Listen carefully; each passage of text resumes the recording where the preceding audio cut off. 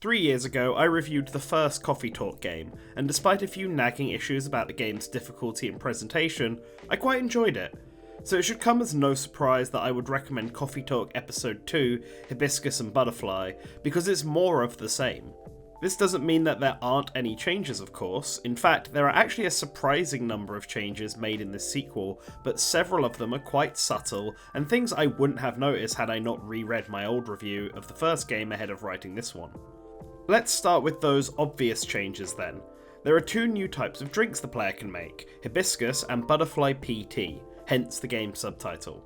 I had never heard of the latter, but it makes the tea blue, and now I really want to try it. Actually, after playing this game, I'm now on an unusual coffee kick, as there's a whole host of new coffee combinations and types that you can make. I found it a lot easier to make the correct drink orders in this game when compared to the first. I had a complaint in my old review that the game wasn't super clear on what order you needed to put the ingredients into the cup in order to produce the desired result, as coffee, milk and honey creates a different drink from coffee, honey and milk, and so on for each combination of the secondary ingredients.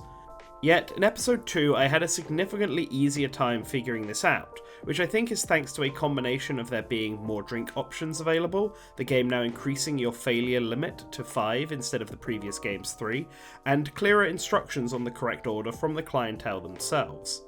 That said, there are a few instances in the game where I think it was unintentionally obfuscated. Georgie, the police officer, at one point orders a drink that is lightly sweetened, which to me implied he wanted a drink with 1 or 2 bars of sweetness at most, but he actually wants more than that. To me, that feels a bit more than lightly sweetened, and it took me longer than I would like to admit to figure out the right drink. It was kind of annoying. Luckily for me, save scumming is still an easy tool to clearing this game, although it might not be as bad as it was in the first title. The way to do it is still exactly the same and just as easy, but now in Coffee Talk Episode 2, to see the final ending of the game, the player is encouraged to unlock every other ending first, even the bad ones. It feels like Coffee Talk 2 has more variations on story progression than the first game had, and while most characters still only have 2 endings, a good and a bad one, the journey to those endings can change the story quite a bit. Obviously, the way to get the best ending is to get everyone's drink orders correct, but now there's also an item feature added to the game. Visitors to the cafe might occasionally drop items or ask the barista to give another character an item later on in the story, and doing this correctly is crucial to getting some of the better endings in the game. Although, just like the drink orders, the dialogue can sometimes feel misleading on when you should give an item to a character. Lucas, one of the game's 2 new cast members, asked me to give his contact details to Riona, the game's other new character, but he asked me to do it at the right time and gave me a choice of 2 items to give her, a business card and a fidget spinner. This made me think that there was more depth to this item system than there actually is. While it is important to give her the right item of these 2, the timing actually doesn't matter at all. You'll only have one opportunity to hand her the correct item, and if you don't do it, both items will mysteriously vanish before you get to see Riona again. So, in the end, I just overthought this puzzle, but it's the first puzzle in the game, and the hardest in my opinion, so that seems a little unbalanced. Not that this game is very hard at all, mind you. Some of the more obscure item interactions don't even really matter to the story, and instead offer additional dialogue options, like giving Gala back his apartment key. If you give it to him, he comments on how he already made a spare and it cost him $100, but he thanks you anyway.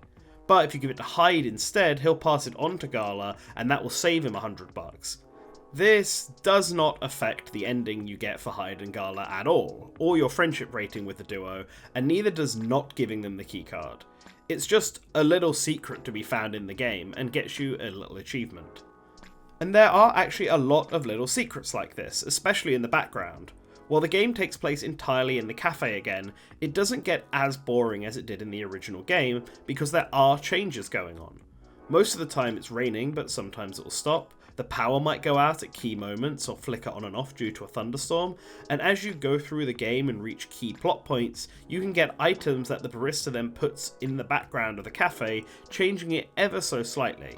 It's a cute touch that I really enjoyed, and a great way to keep track of progression. There are also some more subtle little changes to the game's presentation that I also liked seeing. The UI has been changed in tiny ways to make it clearer and offer more world building, like a new Twitter-like feature in the game's social media app. All the characters from the first game return with new sprites that give them all new outfits, with a few characters having additional outfits that they'll occasionally wear. And sometimes the presentation of scenes will change in order to emphasise a point, usually when one character gets angry at another. As we are already talking about the characters, I want to briefly touch upon the story of Coffee Talk Episode 2, without spoiling anything of course. Just like the first game, it's made up of several little mini-arcs, this time giving more focus on characters who didn't have arcs in the first game. While not everyone is treated equally, the game's story does a good job of making you like these characters and empathising with their struggles, whether that be into social issues or wider problems like trying to become famous on YouTube. A very relatable problem. One thing I will say though is that Coffee Talk Episode 2 is very much the next episode in these characters' lives, and because of that, the game assumes you've played the first title in the series and already know what makes most of these characters tick. Events from the first game will get brought up or referenced, and some characters only return for single scenes in the new one, really just existing to be cameos. So Coffee Talk Episode 2 is definitely not one of those sequels where you can just skip the first game and start here. Luckily for me, I actually received my copy to review from Numbskull Games, who just released the Coffee Talk 2-in-1 double pack. Usually I wouldn't bring this up, but I think I should do in this particular review because it's a great way to get both games in the series at once, and you also get a download code for the soundtrack so you can listen to these great lo-fi beats on your phone or drinking an actual coffee, or hot beverage of your choice. Turn every cafe you visit into Coffee Talk. Coffee Talk Episode 2 Hibiscus and Butterfly is the most sequel to ever did sequel. It's definitely an improvement over the first game in basically every way, making an already fun and cozy visual novel even better, while managing to not really do a whole lot different. Functionally, the two games play identically, and have all the same additional modes and unlockables to discover. However, it is also a game where playing the first one to its best ending is a must-do to properly enjoy the story going on here. There's no holding back for new players. This is a game for fans of the original, and if you took my advice from this review, then you will be a fan by the time you start Coffee Talk Episode 2. I want to thank Numbskull Games for sending me a copy of this game to review. I hope it does them well. I want to thank everyone for watching. Let me know in the comments below if you have any interest in picking this game up. I'll leave a link to the physical I mentioned in the description. All of our $5 plus patrons are on screen right now, and you can join them by following a different link in the description. Or if you want to help the channel out in some other way, then just like this video and subscribe. That way you'll always remember to return to the source.